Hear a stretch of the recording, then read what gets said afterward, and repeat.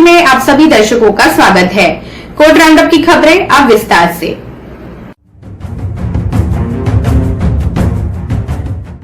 Mumbai police के commissioner Parambir Singh का transfer हो गया है। उन्हें अब डीजी होमगार्ड की जिम्मेदारी सौंपी गई है। उनकी जगह पर हेमंत नागराले को मुंबई पुलिस का कमिश्नर नियुक्त किया गया है। होम मिनिस्टर अनिल देशमुख ने परमबीर सिंह के ट्रांसफर के बारे में जानकारी दी है। माझं अतिशय स्पष्ट मत आहे की केवळ पोलीस आयुक्तांची बदली करून चालणार नाही। सचिन वाझे यांचे खरे हँडलर कोण आहे हे देखील शोधण्याची आवश्यकता आहे। कारण ज्या प्रकारे त्यांना नोकरीत परत घेण्यात आलं, 2018 साली शिवसेनेकडनं माझ्यावरही दबाव होता की सचिन वाझे यांना परत घेतलं पाहिजे। शिवसेनेकडनं दबाव होता। उद्धवजींनी माझ्याकडे लोक पाठवले होते, माझ्याशी फोनवर बोलणं आलं होतं, त्यांचे मंत्री माझ्याकडे आले होते आणि त्यांनी त्यावेळेस मला सचिन वाझेला घेतलं पाहिजे असं सांगितलं होतं।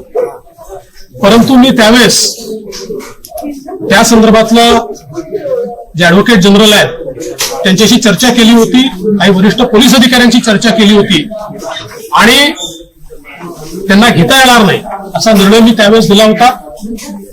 मात्र हे सरकार आल्यानंतर त्यांना नोकरीत घेण्यात आलं आणि केवळ नोकरीत घेण्यात आलं असं नाही, तर नोकरीत घेतल्यानंतर सीआययू क्राईम इंटेलिजन्स युनिट जे सगळ्यात महत्वाचं युनिट आहे, जिथे पीआय प्रमुख असतो त्या पीआयला हटवून एपीआय दर्जाच्या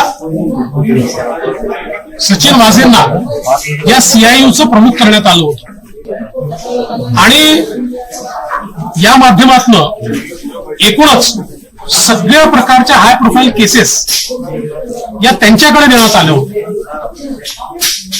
का बरं त्यांच्याकडे देण्यात आले होते? इतर लोक त्या ठिकाणी नव्हते का?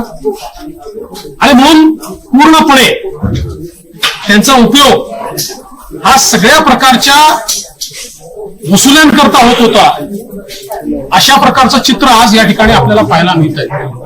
आमची मागणी अशी आहे की स्फोटकं ठेवल्याच्या प्रकरणी त्यांना अटक केलं आहे, पण अजूनही मनसुख हिरण यांची जी काही हत्या झाली त्या संदर्भात एटीएसनी कुठली कारवाई केलेली दिसत नाही। त्यामुळे आमची मागणी आहे की ते प्रकरण आता एनआयएने आपल्याकडे घेतलं पाहिजे आणि एनआयएने ते प्रकरण देखील पूर्णपणे त्याचा छडा लावला पाहिजे अशी आमची मागणी आहे। कारोबारी मुकेश अंबानी के घर के बाहर मिली संदिग्ध कार के मामले में एनआईए की ओर से असिस्टेंट पुलिस इंस्पेक्टर की गिरफ्तारी के बाद ये फैसला लिया गया है। वो लोग सत्ता में बैठे हुए, नाम ले लो, नाम लेकर बात करो। तो यहां बैठकर हवा में तीर मत मारो, आप नाम लीजिए और बात करिए, सीधी बात।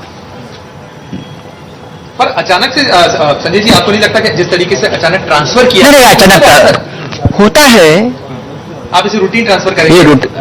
ये रूटीन ट्रांसफर भी नहीं है, लेकिन जिस प्रकार का माहौल अब बन गया था, जिस प्रकार की मीडिया में या बाहर चर्चा चल रही है, तो सीएम साहब को लगा कि इस मौके पर जिस अधिकारी या जिस फोर्स पर कुछ लोगों के मन में शंका है या मीडिया ने शंका की है या अपोजिशन ने कुछ बातें सामने रखी है, उसकी जांच होने तक तबादले होने चाहिए। सर मराठी सर, आपको लगता है संजय जी, एक सवाल ये भी है कि क्या अब ये मामला शांत हो गया इस तबादले को करने के बाद? मामला ही नहीं है।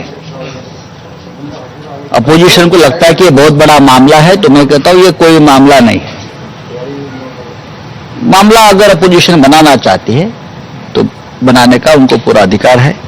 3.5 साल तक ऐसे मामले बनाते रहिए, सरकार रहेगी, सरकार का कोई बाल भी बाका नहीं कर सकता।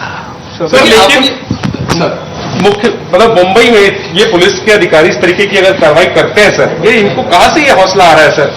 ऐसे हौसले तो बहुत नहीं है सरकार की। मैं नहीं मानता हूं ये कोई सरकार का पूछकर प्रकार के कोई अपराधी या कोई पुलिस काम नहीं करता, लेकिन जब इस प्रकार की बातें सामने आती है तो कार्रवाई करना ये हमारा अधिकार बनता है या हमारा कर्तव्य बनता है। तो सरकार ने कमिश्नर पे जिम्मेदारी तय होती है, क्या गृह मंत्री पे नहीं होनी चाहिए, जिनके अंदर ये सब कोई काम करते हैं? देश में ऐसे बहुत सी घटनाएं पहले भी हुई है और कार्रवाई भी होती आई है। अगर हम इस बात पर चर्चा करें तो जैसे कहते दूर तक बात चली जाएगी, लेकिन हम नहीं करेंगे। हमारी जिम्मेदारी है, नैतिकता हम मानते हैं, कर्तव्य का पालन करते हैं और इस कर्तव्य का पालन करते हुए मुख्यमंत्री ने आज ये कार्रवाई की है। सर ठीक है, धन्यवाद। एक आखिरी सवाल ये है कि क्या आपको लगता नहीं है कि मुंबई जो देश की आर्थिक राजधानी है, अगर वहां पे जिलेटिन छड़ें निकलती हैं, इन्वेस्टिगेशन के दौरान एक व्यक्ति मौत हो जाती है, संदिग्ध स्थिति में होती है, तो ये पूरी व्यवस्था सुरक्षा की चिंताएं उठाता है, इसे कैसे एश्योर करेंगे कि मुंबई में लोग सुरक्षित हैं? मुंबई में ही लोग सुरक्षित हैं। देश में अगर सबसे ज्यादा लोग सुरक्षित हो गए तो मुंबई में ही, आपको भी पता है। एक संशयास्पद कार में जिलेटिन के 20 टुकड़े जरूर मिले हैं और उसका ये टुकड़े गैंग से कोई संबंध नहीं है। उसकी जांच चल रही है और जांच कौन कर रहा है? केंद्र सरकार की सबसे काबिल एजेंसी एनआईए कर रही है और हमारा एटीएस भी कर रहा है। पैरेलल इन्वेस्टिगेशन चल रही है। तो दोनों का जो हिसाब किताब जो है, खाता वही खुलेगी जल्दी ही और सामने आ जाएगा सच। सर आज पंजाब एंड हरियाणा हाईकोर्ट ने पंजाब के मुख्यमंत्री कैप्टन अमरिंदर सिंह के प्रधान सलाहकार के रूप में प्रशांत किशोर की नियुक्ति को चुनौती देने वाली याचिका को खारिज कर दिया। न्यायमूर्ति जसवंत सिंह और न्यायमूर्ति संत प्रकाश की खंडपीठ ने फैसला सुनाया कि मुख्यमंत्री को अपना सलाहकार चुनने का पूरा अधिकार है। कोर्ट के समक्ष मामला, पंजाब के मुख्यमंत्री कैप्टन अमरिंदर सिंह के प्रधान सलाहकार के रूप में प्रशांत किशोर की नियुक्ति दिनांक 1 मार्च 2021 के आदेश को 2 याचिकाकर्ता लाभ सिंह और सतिंदर सिंह ने उत्प्रेषण के आधार पर रद्द करने की मांग वाली याचिका दायर की।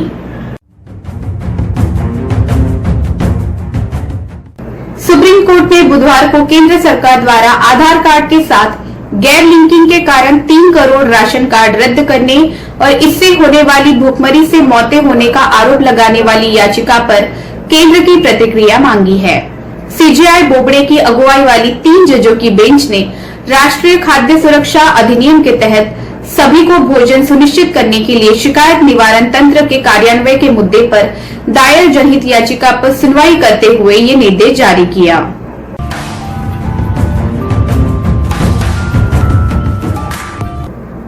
याचिकाकर्ता की ओर से पेश वरिष्ठ अधिवक्ता कॉलिन गोंजाल्विस द्वारा न्यायालय को सूचित किए जाने के बाद अदालत ने नोटिस जारी किया कि याचिका पर नोटिस जारी नहीं किया गया है, लेकिन शिकायत निवारण तंत्र के पहलू पर केवल एक आकस्मिक आदेश दिया गया है। एएसजी अमन लेखी ने कहा कि लेकिन ये सैद्धांतिक मुद्दा है। गोंजाल्विस ने कहा कि सैद्धांतिक मुद्दा 3 करोड़ कार्डों और भूखमरी से होने वाली मौतों का रद्द करना है। कर्नाटक राज्य बार काउंसिल केएसबीसी ने मंगलवार को कर्नाटक हाईकोर्ट को सूचित किया कि वो राजद्रोह की एक आरोपी छात्रा का केस लड़ने से अपने सदस्यों को प्रतिबंधित करने के संबंध में प्रस्ताव जारी करने वाले अधिवक्ता निकाय को नोटिस जारी करेगी। मुख्य न्यायाधीश अभय ओका एवं न्यायमूर्ति सूरज गोविंदराज की खंडपीठ ने एडवोकेट रमेश नाइक के द्वारा दायर याचिका की सुनवाई के दौरान मौखिक टिप्पणी की। वकीलों की ओर से इस तरह का प्रस्ताव जारी करना क्या गैर पेशवाराना नहीं है? क्या आपको केएसबीसी को ऐसे वकीलों के खिलाफ कार्रवाई नहीं करनी चाहिए? प्रस्ताव को देखिए, बार के कुछ सदस्यों ने इस पर हस्ताक्षर किए हैं। बार काउंसिल को सकारात्मक होना चाहिए। ये वकीलों की सोसाइटीज हैं।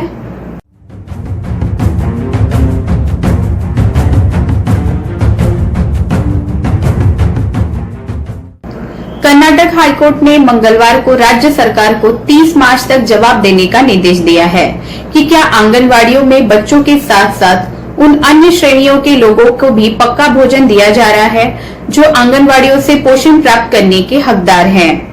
राज्य को इस बारे में भी जवाब देना है कि क्या 6वीं कक्षा से 8वीं कक्षा तक स्कूल आने वाले बच्चों को मध्याह्न भोजन उपलब्ध कराया जाता है और इस संबंध में क्या कदम उठाए जा रहे हैं। दिल्ली हाईकोर्ट की न्यायमूर्ति प्रतिभा सिंह की एकल पीठ ने उस कार्यवाही को दुर्भाग्यपूर्ण घटना करार दिया जिसमें सऊदी अरब में बसे एक भारतीय व्यक्ति को मुस्लिम रीति रिवाज के तहत दफना दिया गया।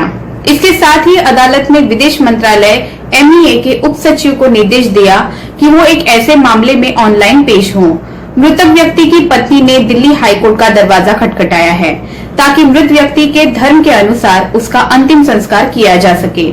इसके लिए मृतक के शव को भारत लाने के लिए विदेश मंत्रालय को निर्देश देने की मांग की गई है।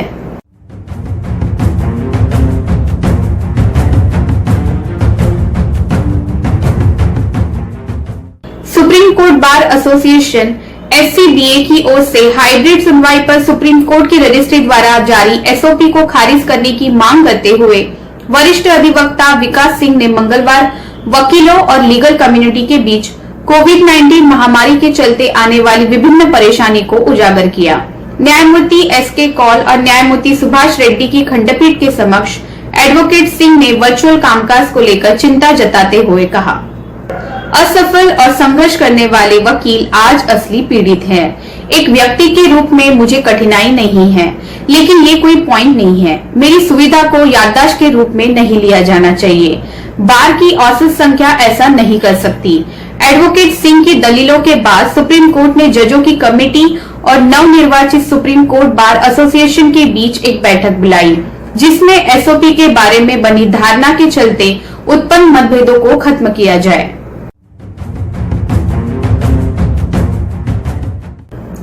पंजाब एंड हरियाणा हाईकोर्ट ने मंगलवार 16 मार्च को जिला और सत्र न्यायाधीश फरीदाबाद को निर्देश दिया कि वे लेबर एक्टिविस्ट शिव कुमार की अवैध हिरासत और कस्टोडियल टॉर्चर के आरोपों के संबंध में जांच करें। न्यायमूर्ति अवनीश झिंगन की खंडपीठ ने सभी संबंधित पक्षों को सत्र न्यायाधीश को अपना पूरा सहयोग देने का निर्देश दिया है ताकि जल्द से जल्द जांच रिपोर्ट प्रस्तुत की जाए। कोर्ट के समक्ष मामला। कोर्ट एक याचिका पर सुनवाई कर रहा था जो लेबर एक्टिविस्ट शिव कुमार के पिता द्वारा CRPC की धारा 482 के तहत दायर की गई थी। इस याचिका में शिव कुमार के खिलाफ भारतीय दंड संहिता की विभिन्न गंभीर धाराओं के तहत दर्ज 3 अलग अलग FIR में मामलों की जांच को एक स्वतंत्र एजेंसी को हस्तांतरित करने के निर्देश देने की मांग की गई थी। फिलहाल बस इतना ही। अन्य खबरों के लिए जुड़े रहिए न्याय टीवी के साथ। नमस्कार।